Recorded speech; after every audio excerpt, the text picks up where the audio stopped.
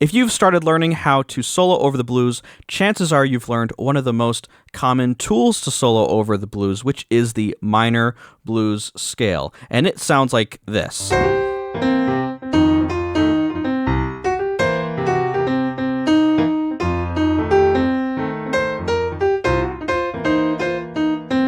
And it sounds pretty good, but the issue with the minor blues scale is that it almost teaches you how to not listen to the changes. Each one of these chords in a blues is different, and when you only play one scale over it, it can end up sounding pretty much the same. So in this video, I'm going to be showing you some different ways to think about the minor blues scale, and as well as some ways to change the way you're soloing over the blues so that you can actually listen to the changes and start playing melodies that are very intentional rather than just kind of a one-size-fits-all approach. And if this is your first time here, my name is Michael Clement, and I help pianists to become more creative when playing the piano using jazz improvisation and composition. So if you like content like that, go ahead and subscribe so that you can be notified when my content comes out. So if we take a look at the actual blues, for a very, very basic blues, we have essentially three chords that we're playing. We have our one chord, which is a dominant chord with this flat 7, which is the B flat. And then we have the 4 chord, which has this E flat in it, right? And then our G7, which has this B natural in it. And when we play the minor blues scale over these different chords, what ends up happening is that it kind of sounds like we're trying to fit a square peg into a round hole. And it can sound pretty good, but let's just take a listen at this scale over each one of the chords individually. So if we just play this one chord, our C7, and then we play the minor blues scale, you notice that this note sounds really nice. This one really clashes. This one really clashes. The F sharp clashes. And then we have the G and the B flat that sound pretty nice. So we have 3 notes that sound really consonant and three notes that are really clashing over this chord. And then if we go to the F7, we kind of have a similar issue. We have some notes that sound really nice.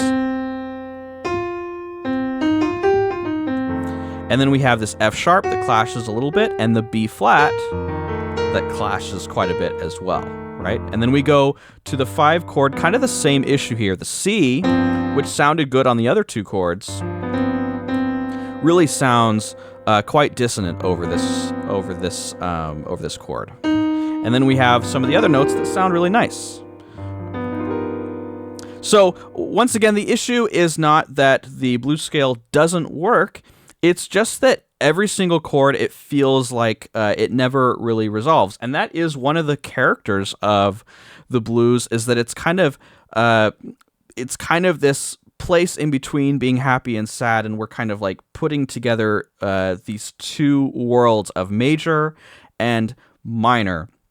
And so the way I'm going to suggest that you play through the blues is just modifying a little bit the approach that you've already been doing with the minor blues scale, and introducing something that's just going to let you kind of resolve at least on those 1 chords. And that is that we're going to use 2 different pretty simple scales. Hey, if you're enjoying this video and you'd like to get a foundation for jazz chords, check out the link below for my free jazz piano course, Anyone Can Play Jazz Chords. It's going to give you a 5-step method for practicing jazz chords at the piano so that you can get really comfortable reading lead sheets and so that you can play the piano more confidently. So thanks so much, and let's get back to the video.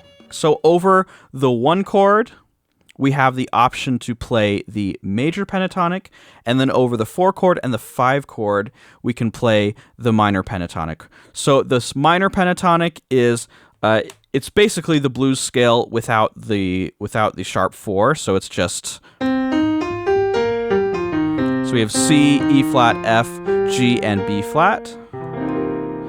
And then over the 1 chord, you have the option to play this much more consonant sounding major pentatonic. So we have C, D, E natural, G, and A. And what that's going to do is it's just going to give you a way to kind of relax into these into the one chord that sounds a lot more constant. So if I just play these different notes of the major pentatonic over the one chord, it sounds like this.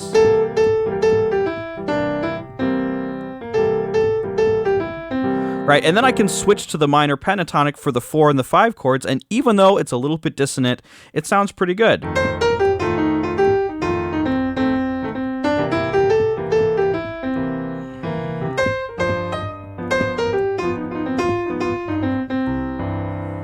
Right?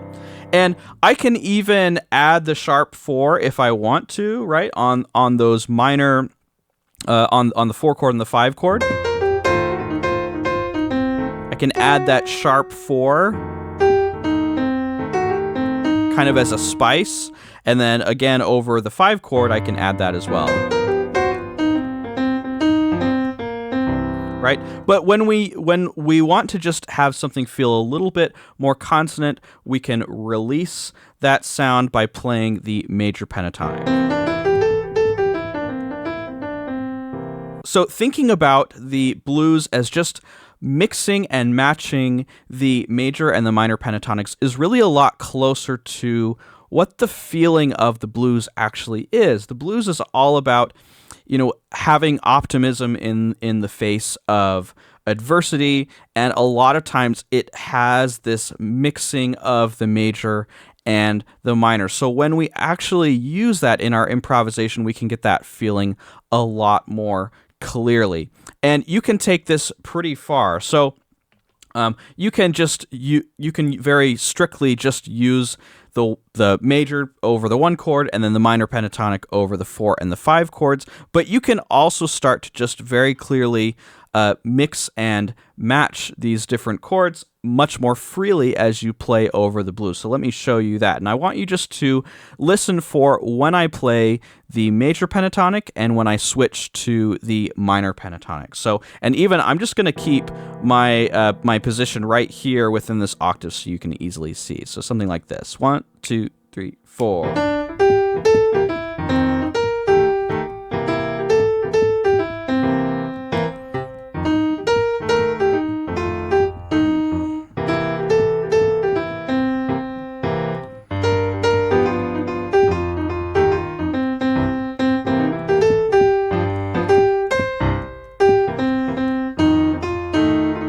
Right? So you can already hear how this the major pentatonic is just giving us this release. Now, what happens if I do want to have a little bit more tension in the 1 chord? Well, I can go back to what I was doing before and I can play the minor pentatonic, and it would sound just fine when I want that sound.